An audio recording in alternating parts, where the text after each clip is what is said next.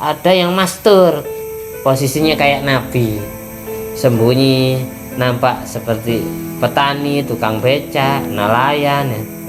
Tiap hari dagang di pasar, nggak kelihatan santrinya, nggak kelihatan potongan ulamanya, kiainya apalagi, jadi kelihatan biasa. Jadi wali itu ada yang modelnya kayak nabi, itu ada, nggak nampak wali. Barangkali dari wali kan belum tentu. Yang nabi itu tugasnya yang doain umat ya, doain tetangganya, doain orang-orang sekota, doain 4 kota, kadang gitu, ada wilayahnya. Jika ada balak yang mau turun, dia tanggung sendiri.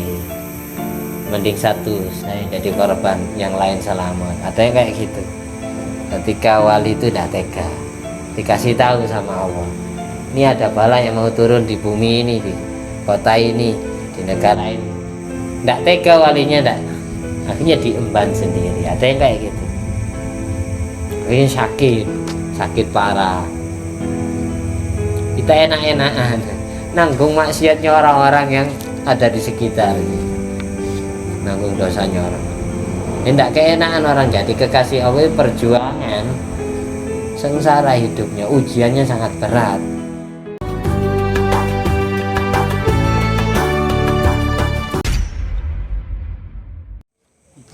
Assalamualaikum warahmatullahi wabarakatuh. Alhamdulillahirabbil alamin alladzi bi ni'mati tatimmus sholihat wa bi dzikri sulahaihi tatanazzalu rahmat wal barakat wassalatu wassalam ala sayyidi sadat sayyidina maulana Muhammadin qutbil qadat wa ala alihi wa ashabihi alam jami zahirat amma ba'du. Allahumma sholli ala ruhi sayyidina Muhammadin fil arwah wa ala jasadi fil ajsad wa ala qabri fil kubur wa ala alihi washabihi wasallim. Rabbi syrah li sadri wa yassir li amri wa hlul 'uqdatam min lisani yafqahu qawli. Rabbi zidni ilma warzuqni fahma. At-tahiyyatul mubarakatus shalawatut thayyibatu lillah. Assalamu alayka ayyuhan nabiy wa rahmatullahi wa barakatuh. Assalamu alayna wa ala ibadillahi sholihin. Asyhadu an la ilaha illallah wa asyhadu anna muhammadar rasulullah. Allahumma sholli ala sayyidina Muhammadin wa ala ali sayyidina Muhammad kama shallaita ala sayyidina Ibrahim wa ala ali sayyidina Ibrahim wa barik ala sayyidina Muhammad wa ala ali sayyidina Muhammad kama barakta ala sayyidina Ibrahim wa ala ali sayyidina Ibrahim lil alamin innaka Hamidum Majid. Inilah di malam hari ini kita meneruskan pembacaan kitab Qurratul Uyun sampai di bab yang menerangkan fadilah, keutamaan perintah sholawat yang Allah anjurkan. Kenapa kok bahas sholawat dulu, padahal ini kitab Qurratul Uyun yang kelak kalau kita hatamkan menjelaskan tentang cara ngatur rumah tangga, hubungan suami istri dan seterusnya. Karena kita berumah tangga panutannya adalah Kanjeng Nabi. Oleh karena itu, sebelum bahas terlalu jauh bab nikah, dibahas dulu Nabi Muhammad SAW dan keluarga-keluarganya di awal bab Qurratul Uyun ini. Kemarin dijelaskan ada 8 zikiran yang wajib dibaca seumur hidupnya minimal 1 kali. Yang pertama adalah halatun, yaitu la ilaha illallah. Yang kedua alhamdulillah. Yang ketiga bismillahirrahmanirrahim. Yang keempat subhanallah. Yang kelima Allahu Akbar. Yang keenam la haula wala quwata illa billah. Yang ketujuh ucapan sholawat kepada Nabi Muhammad SAW. Dan yang kedelapan ucapan salam kepada Rasulullah SAW. Kemarin juga dijelaskan bahwa ayat yang menerangkan perintah sholawat kepada umat itu turun pas di bulan Sya'ban. Oleh karena itu Sya'ban menjadi bulannya Nabi Muhammad untuk memperbanyak baca sholawat, karena Nabi diizini mendapatkan syafaat untuk nyafaati umatnya. Itu tanggal, kalau di kitab Shawi ataupun Futuhatul Ilahiyah, malam 13 Sya'ban itu Nabi dapat sepertiga syafaat. Diizini oleh Allah 13 Sya'ban itu mensyafaati sepertiga umatnya. Kemudian malam 14 Sya'ban diizini oleh Allah mensyafaati 2/3 umatnya. Malam 15 Sya'ban atau yang biasa kita kenal malam nisfu Sya'ban baru tamamu syafa'ah, Nabi diizini mensyafaati seluruh umatnya. Oleh karena itu ayat innallaha wa malaikatahu yusholluna 'alan nabi ya ayyuhalladzina amanu shollu 'alaihi wasallimu taslima itu turun pas nisfu Sya'ban, pas bulan Sya'ban. Kayak gitu ceritanya gitu. Di sini dibahas oleh Syekh Abdul Lais As-Samarqandi dari kota Samarkand, Uzbekistan kalau sekarang.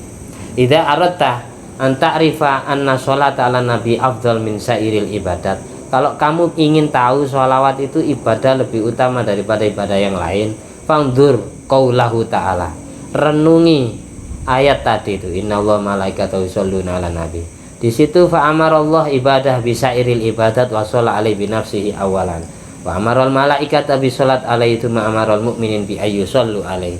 Kalau kalian ingin tahu keutamaan sholawat dibandingkan ibadah yang selain sholawat, dalam ayat itu Allah sendiri bersolawat. Allah memerintahkan malaikatnya untuk bersolawat untuk Nabi Muhammad. Setelah Allah memerintahkan malaikat, Allah perintahkan orang yang beriman agar bersolawat untuk Nabi Muhammad. Tidak ada satupun ibadah ketika Allah itu memerintah, Allah sendiri mengerjakan. Bahkan Allah menyuruh malaikatnya juga mengerjakan. Tidak ada satupun ibadah yang seperti itu kecuali cuma sholawat. Puasa Ramadan Allah perintah, tapi Allah sendiri tidak puasa, malaikat tidak puasa. Sholat fardu Allah perintah, malaikat tidak Allah perintah. Tapi yang dituntut mengerjakan puasa Ramadan, sholawat ada dua bangsa, yaitu manusia dan bangsa jin. Wa ma khalaqtul jinna wal insa illa liya'budun. Kayak gitu. Kita lanjut. Berarti sholawat itu sangat penting. Sampai Allah sendiri itu juga baca. Tapi perlu saya ingatkan kembali, ketika Allah yang membaca sholawat, maka maknanya adalah ziyadatur rahmah wa ta'zim, menambahkan kasih sayang dan penghormatan untuk Nabi. Allah memanjakan Rasulullah. Ketika Allah memberikan tambahan rahmat, dosa-dosanya Nabi yang sudah lalu dan yang akan datang sudah Allah ampuni, sebagaimana janjinya Allah di surat Al-Fatah, inna fatahna laka fatham mubina liyaghfira lakallahu ma taqaddama min dzambika wa ma ta'akhkhar. Jadi Nabi meskipun tidak ibadah pun tetap surga dijamin diampuni, maksum dari berbuat dosa. Yang jelas Nabi tidak mungkin dosa. Itu maksudnya rahmat. Kalau maksudnya takzim itu apa? Jadi sholawat itu maknanya menambahkan rahmat, kasih sayang, dimanja, diistimewakan. Wa ta'zim, dimuliakan, mengungguli kehormatan semua nabi.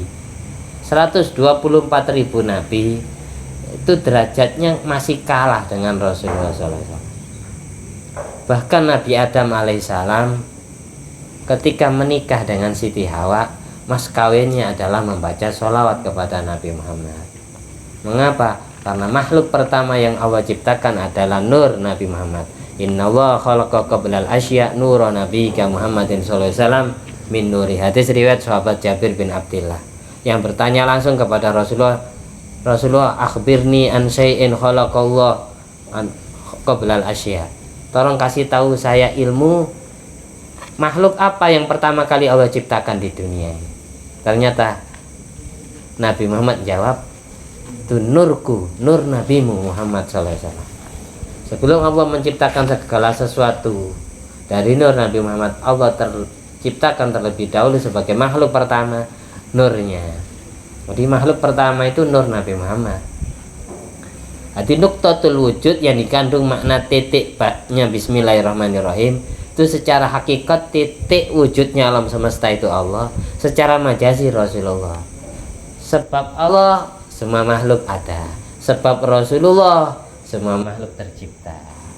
Kayak gitu nuqtatul wujud. Jadi orang yang membaca bismillahirrahmanirrahim secara tidak langsung menghimpun dua nur, nur Allah dan nur Nabi Muhammad. Allah itu cahaya.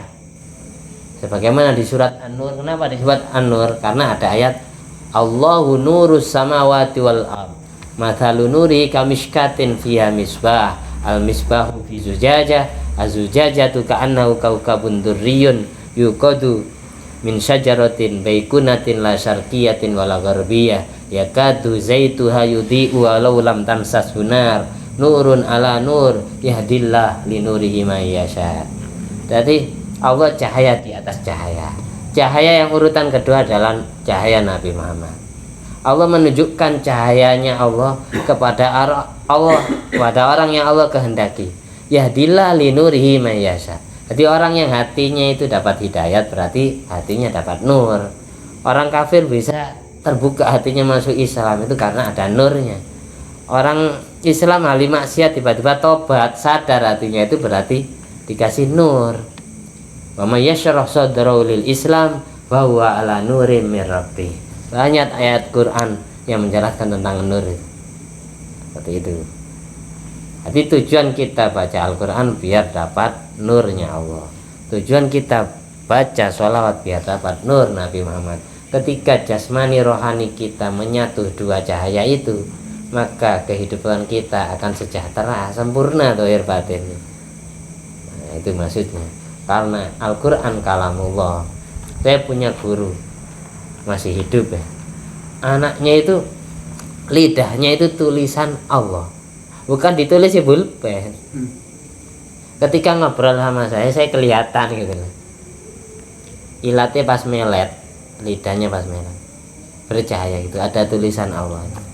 Lalu saya tidak tanya ke orang yang bersangkutan, saya tanya ke abahnya. Abahnya masih hidup, tidak saya sebutkan namanya. Kok bisa anaknya jenengan yang itu di lidahnya kok ada tulisan Allah?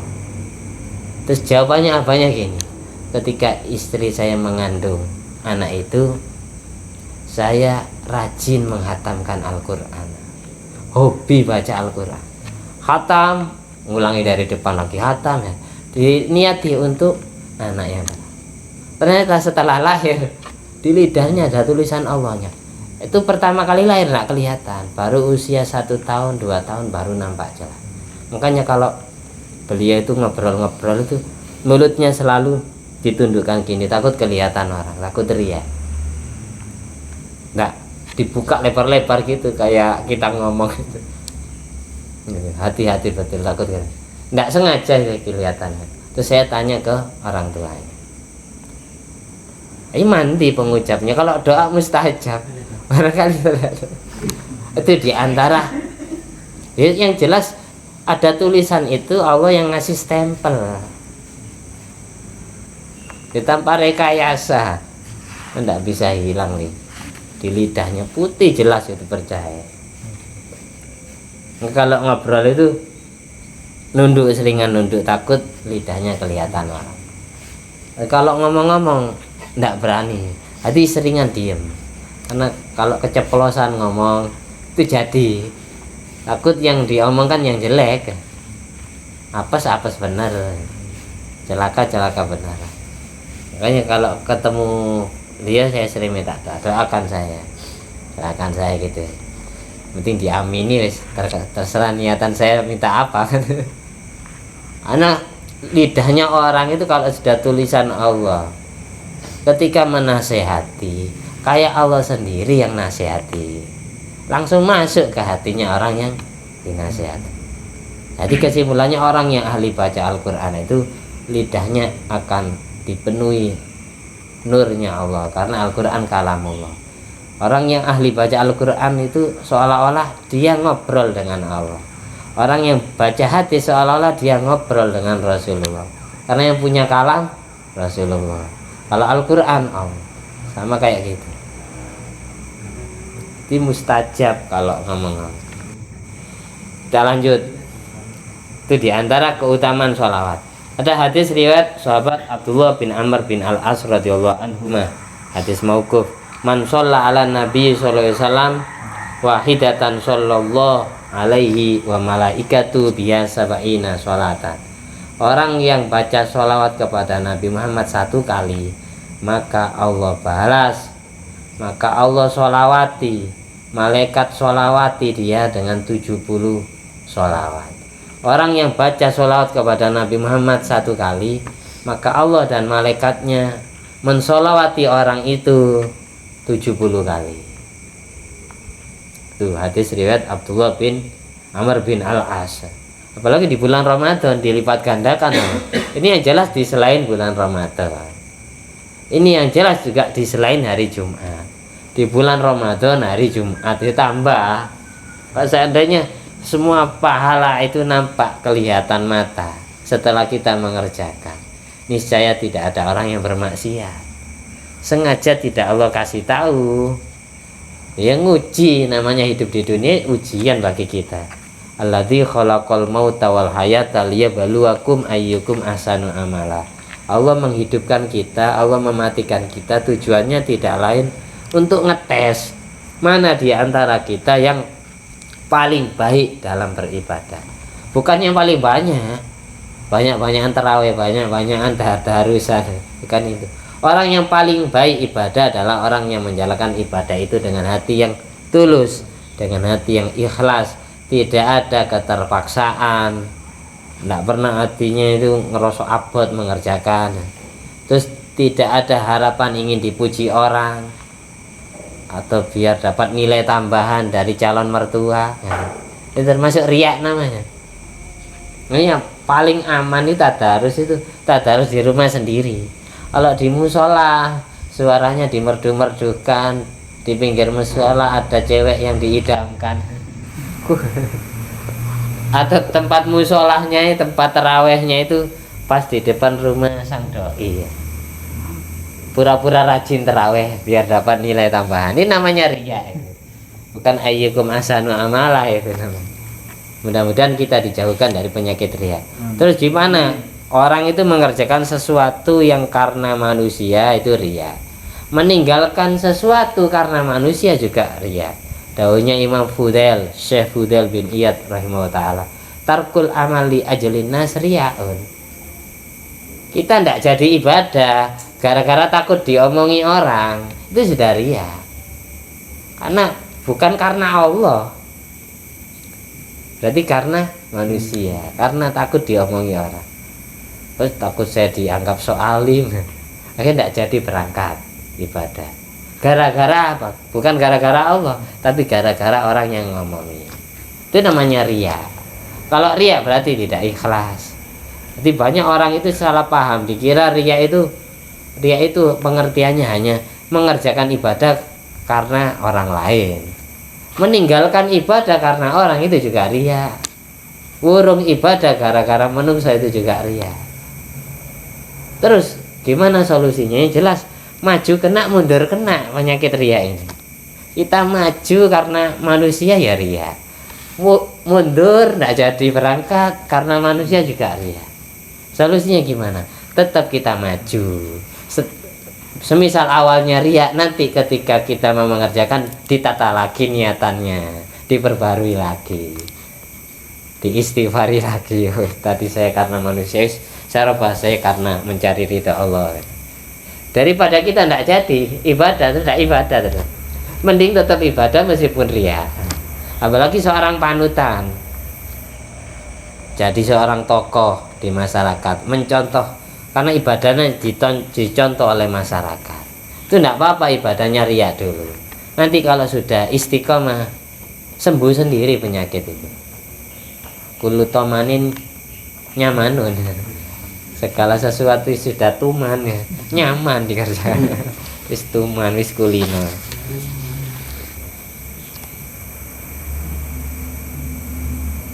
Keterangan lebih sempurnanya tentang sholawat, fadilah keutamaan sholawat di kitab Tuhfatul Akhyar karya Syekh Imam Ar-Rasyid menerangkan tentang sholawat kepada Nabi Muhammad Al-Mukhtar. Ini tidak usah lama-lama mengajinya, setengah jam aja. Terus kemudian diceritakan pula Nabiyuna asrafu bil itbaq min kulli makhluqin alal itlaq wa an aqadal ijma'an al mustafa afdalu khalqi lawal khulfun tama wa man tahal kasyaf fit takwir khilafu ijma'i zat dawit tanwir. Ada hadis menerangkan Nabi Muhammad SAW pernah ngendika ana akramul awwalin wal akhirin ala rabbi. Ini ada kaitannya dengan tadi. Saya paling mulianya orang terdahulu dan orang yang terakhir menurut Tuhanku. Wa ana sayyidu waladi Adam yaumal qiyamah. Aku adalah rajanya anak cucu Adam di hari kiamat. Hanya karena nurnya pertama yang Allah ciptakan. Ada hadis lain,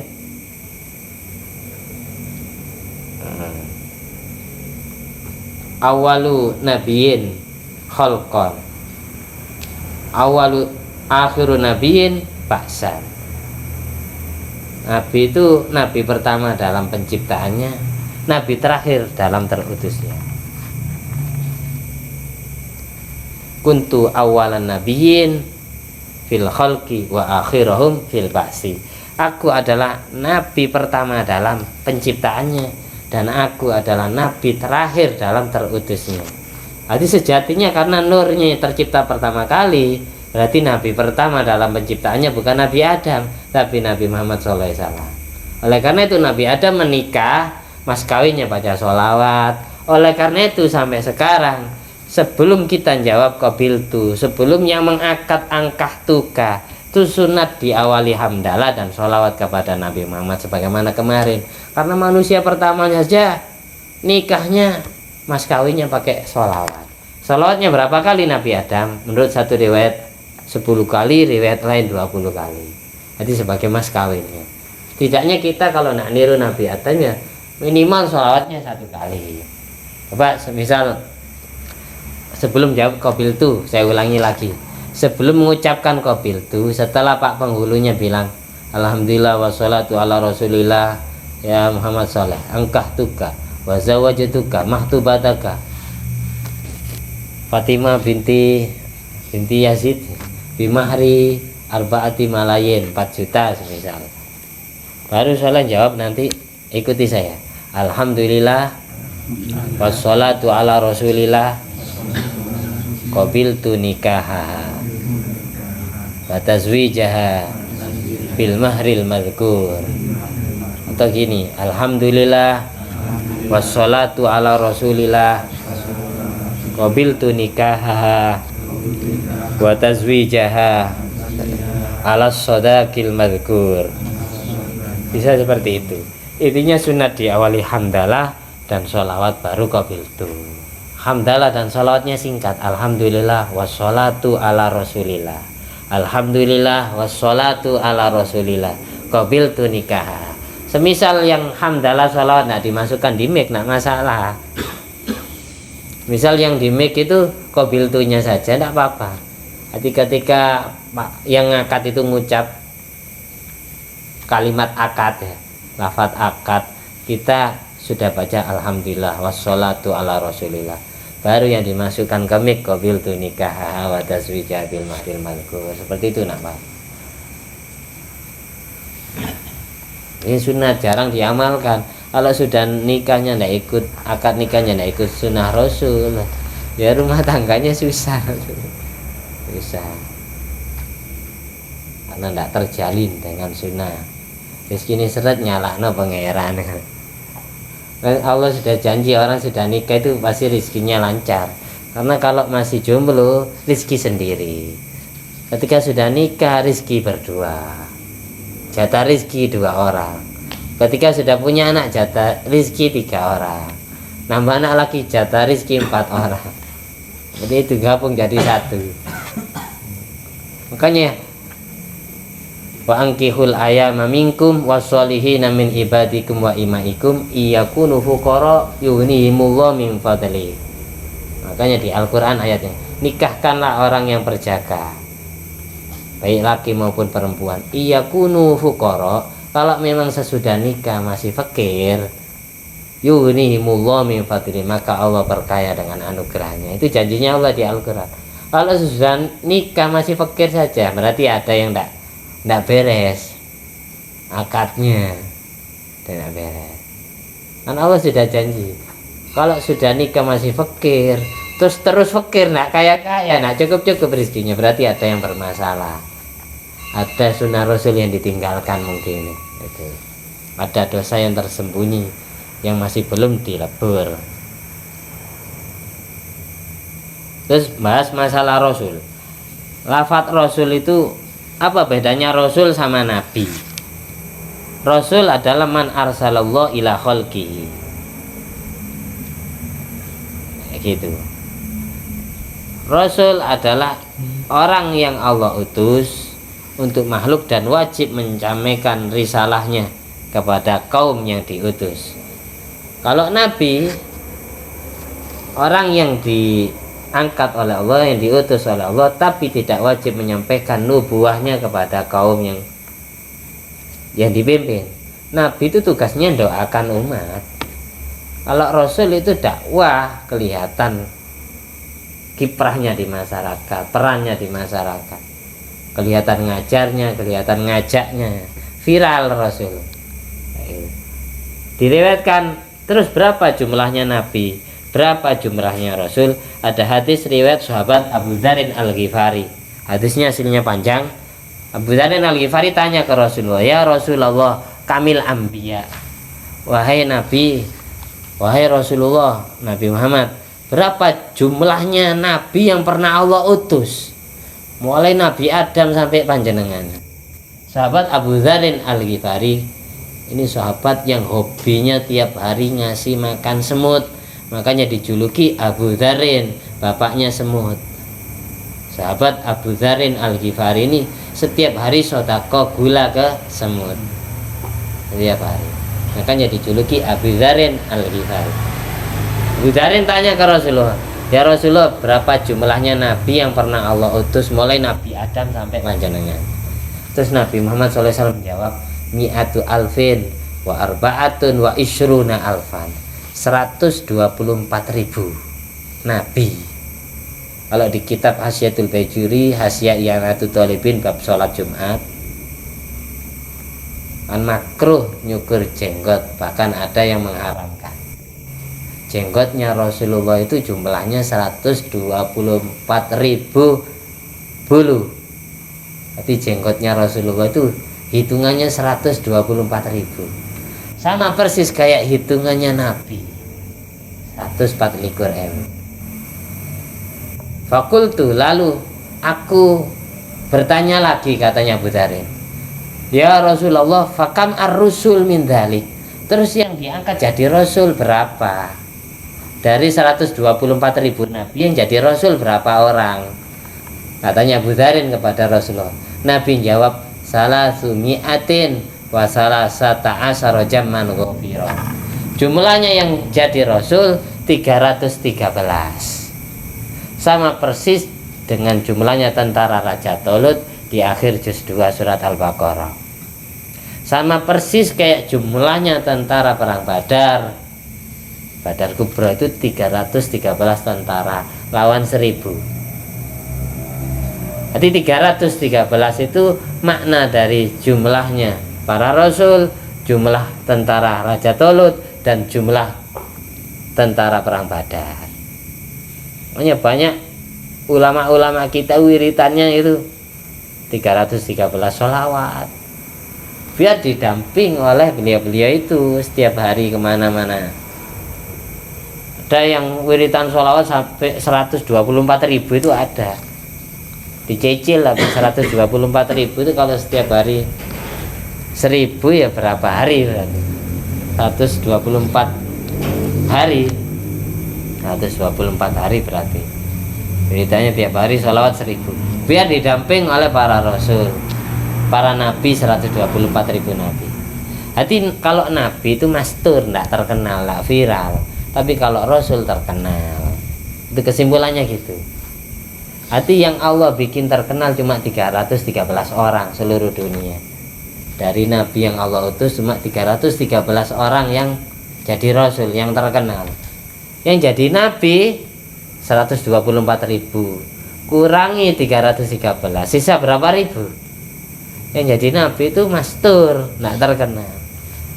Jadi kesimpulannya, sebagaimana di kitab Fawaidul Mukhtaroh, jumlahnya wali Allah yang masih hidup setiap periodenya, setiap zamannya tidak pernah kurang dan tidak pernah lebih dari 124.000 wali di seluruh dunia yang masih hidup. 124.000 ini tidak pernah kurang, tidak pernah lebih. Jadi ketika ada wali Allah yang meninggal, salah satunya, pasti Allah melantik wali generasi berikutnya. untuk menggenapi hitungan 124.000. Kekasih Allah itu kesimpulannya ada yang wali itu posisinya kayak Rasul, maksudnya terkenal, kelihatan dakwanya ada ilallah. Ada yang mastur, posisinya kayak Nabi, sembunyi, nampak seperti petani, tukang becak, nelayan ya. Tiap hari dagang di pasar, tidak kelihatan santrinya, tidak kelihatan potongan ulamanya, kiainya apalagi. Jadi kelihatan biasa. Jadi wali itu ada yang modelnya kayak Nabi itu ada. Tidak nampak wali, barangkali very wali kan, belum tentu kan. Yang Nabi itu tugasnya ya doain umat ya. Doain tetangganya, doain orang-orang sekota, doain 4 kota, kadang gitu ada wilayahnya. Jika ada balak yang mau turun dia tanggung sendiri, mending satu saya jadi korban, yang lain selamat. Ada yang kayak gitu. Ketika wali itu tidak tega, dikasih tahu sama Allah, ini ada balak yang mau turun di bumi ini, di kota ini, di negara ini, tidak tega walinya, tidak, akhirnya diemban sendiri. Ada yang kayak gitu, akhirnya sakit parah. Kita enak-enakan nanggung maksiatnya orang-orang yang ada di sekitar ini, nanggung dosanya orang. Tidak keenakan orang jadi kekasih Allah. Perjuangan sengsara hidupnya, ujiannya sangat berat. Tapi kan Nabi dulu, Rasul dulu, baru para Nabi terberat, baru para wali-wali Allah, baru orang-orang yang biasa, kecil ujian kita. Kita lanjut, hadisnya belum sempurna. 313 Rasul. Terus yang wajib kita ketahui cuma 25 Rasul. Abu Dzar Al-Ghifari bertanya, "Ma jamun ghafir, apa yang kau maksud jamun ghafir?" Nabi jawab, "Kasirun thayyibun." Semuanya jumlahnya banyak dan baik. Tidak ada nabi itu orang jelek, tidak ada nabi itu orang yang bejat, semuanya orang soleh. Qultu, lalu aku bertanya, "Mangkana awwalahum?" Terus yang jadi Rasul yang pertama itu siapa? Nabi Muhammad SAW jawab, Adam alaihissalam. Nabi Adam itu Rasul juga Nabi. Jadi setiap Nabi belum tentu Rasul, setiap Rasul pasti Nabinya. Adam itu Rasul pertama, Nabi pertama, katanya Rasulullah. Lalu aku bertanya lagi, Anabiyun mursal, apakah dia seorang Nabi yang jadi Rasul juga? Qala na'am, iya. Khalaqallah biyadihi, Allah langsung menciptakan pakai kekuasaannya Allah sendiri. Wa nafakha fihi min ruhi wa sawwahu kubulan, dan Allah tiupkan rohnya kepada Adam sehingga Adam tercipta dengan sempurna dari perkumpulan 60 macam lapis bumi bagian atas. Jadi Adam itu artinya wajhul ardi. Wajhul ardi itu bumi bagian atas. Jadi di seluruh dunia, karena bumi bulat ya, semua lapisan dunia itu diambil satu sampai 60 macam bumi. Setelah terkumpul 60 macam bumi bagian atas, lalu dititipin nur Nabi Muhammad SAW, kun fayakun, jadilah Nabi Adam. Oleh karena itu disebut Adam. Adam itu persada bumi, bumi lapis atas artinya. Nabi yang Allah perintah jaga bumi sampai hari kiamat. Hanya ada istilah cinta tanah air, karena anak cucu Adam dari air sperma, Nabi Adam dari tanah. Lalu Rasulullah SAW bilang, ya Abu Dzarin, arba'atun suryaniyun Adam wa Syish wa Khunuh wa huwa awal man khotabil qalam wa nuh. Ada 4 Rasul yang mereka bahasanya pakai bahasa Suryani. Yang pertama adalah Nabi Adam, yang kedua putranya itu Nabi Syish. Nabi Adam itu punya anak 40, ada yang bilang 41. Nabi Syish ini terlahir menggantikan Habil yang dibunuh oleh Qabil, sebagaimana tafsiran di surat Al-Maidah, watlu alaihim naba abnai Adam bil haqq idh qarraba qurbanan fatuqbila min ahadima wa lam yataqabbal minal akhar.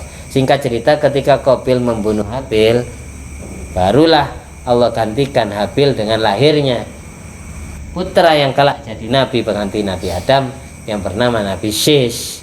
Nabi Sis bahasanya juga Suryani. Kemudian Nabi Idris juga bahasa Suryani.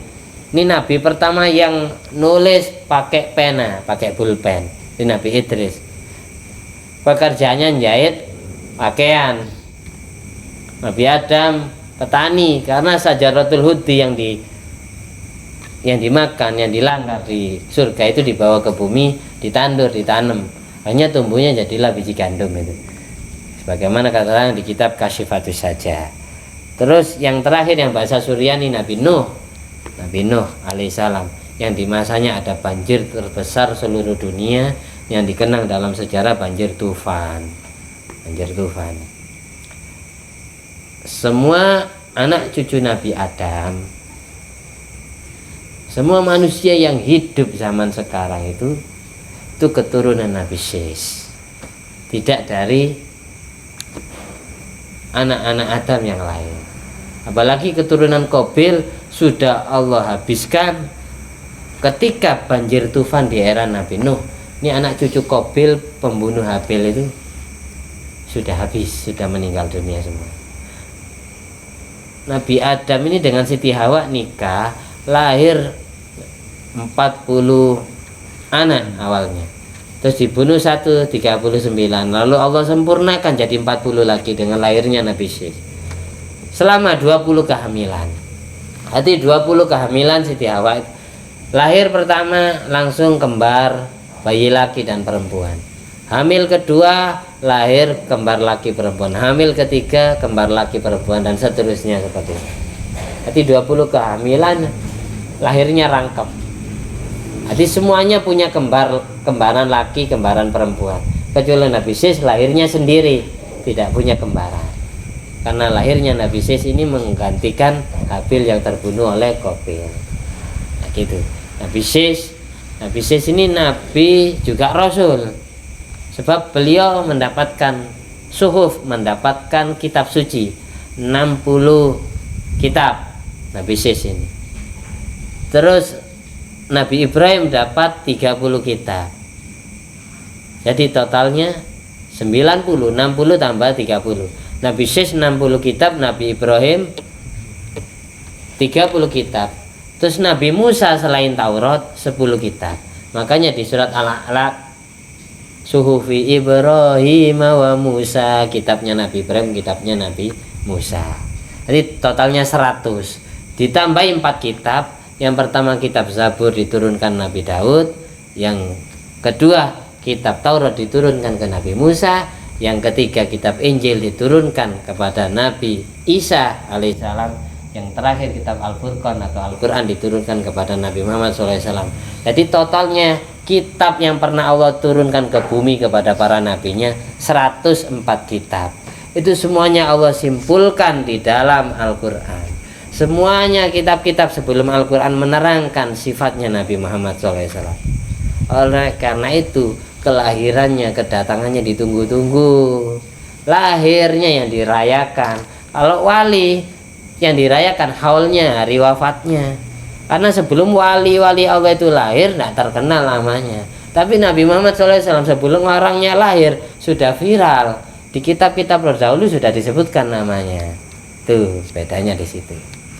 Kenapa kalau Nabi Muhammad maulidnya, hari kelahirannya, kalau para wali haulnya, hari matinya, hari wafatnya. Tuh. Kita lanjut. Ada 4 nabi dari bangsa Arab, arba'atun minal Arab. Yang pertama Nabi Hud alaihissalam, nabi yang dakwanya sebelum Nabi Ibrahim. Terus Nabi Syu'aib. Nabi Syu'aib ini mertuanya Nabi Musa. Wa Soleh, Nabi Soleh. Nabi Soleh pengganti Nabi Hud, kaum Ad, kaum Samud. Wa Nabi Yuka Muhammad ya Abu Dharin. Dan yang terakhir nabi yang bangsa Arab itu adalah Nabi Muhammad wahai Abu Dharin. Awalu anbiya Bani Israel Musa. Nabi pertamanya orang Bani Israel adalah Nabi Musa dengan kitab Tauratnya. Wa akhiruhum Isa, dan nabi terakhirnya kaum Bani Israel adalah Nabi Isa dengan kitab Injilnya. Makanya Paulus menggabung dua kitab ini. Taurat diistilahkan perjanjian lama, Injil diistilahkan perjanjian baru. Digabung jadilah ajaran Kristen. Dulu Nasrani gitu aja, karena kitabnya satu.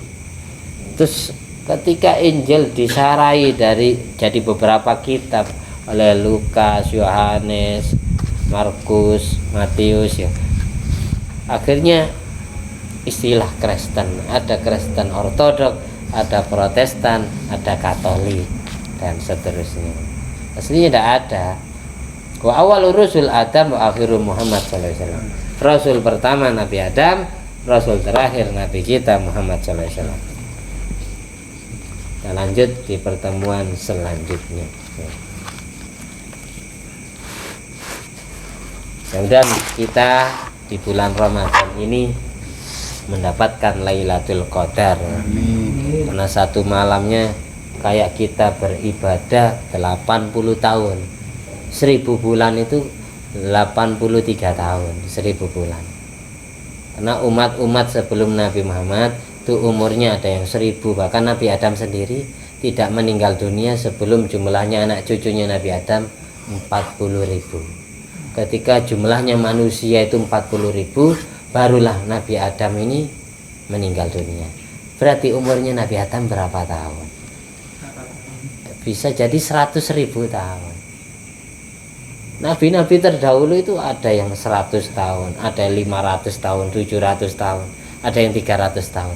Nabi kita Muhammad 63 tahun.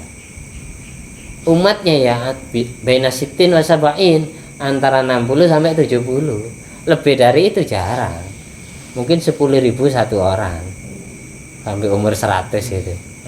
Makanya Nabi terus ngemis ke Allah, ya Allah, kalau umat terdahulu umurnya panjang-panjang, yang jelas ibadahnya banyak. Kalau umat saya umurnya pendek-pendek, saya sendiri 63. Akhirnya Allah beri khusus umat Nabi Muhammad diberi Lailatul Qadar. Karena kalau umatnya Nabi Muhammad setiap Ramadannya dapat Lailatul Qadar, umurnya semisal ya 60 ya. Setiap tahunnya, setiap Ramadannya dapat Lailatul Qadar. 60 kali 83 tahun. Sama kayak umat terdahulu jadinya. Karena satu tahunnya, satu malamnya kayak ibadah 83 tahun. Kita umurnya belum tentu nyampe 83. Kalau setiap Ramadan kita dapat Lailatul Qadar, dia tinggal di total 10 Ramadan saja berapa tahun. Kayak kita ibadah di satu malamnya kayak kita berumur 84 tahun. Makanya berdoa, orang ingin dapat Lailatul Qadar itu tiap hari di bulan Ramadan sedekah, makanan atau uang atau baju sajadah atau apa ya, sering nolong orang. Nah, cukup hanya tarawih, tadarus Quran, ibadah sendiri nah cukup. Pokok sering nolong orang di bulan Ramadan. Dengan cara kita, apa yang kita bisa? Membantukan ngangkutkan air atau nganterkan orang ibadah, pakai motor kita, pakai mobil kita, itu termasuk nolong orang, bantu kesusahan orang, meringankan kesusahan. Insya Allah dapat, pasti dapatnya. Tiba-tiba ketika waktunya Lailatul Qadar, kita tidak dibikin ngantuk, dibikin bangun oleh Allah, disempatkan ibadah.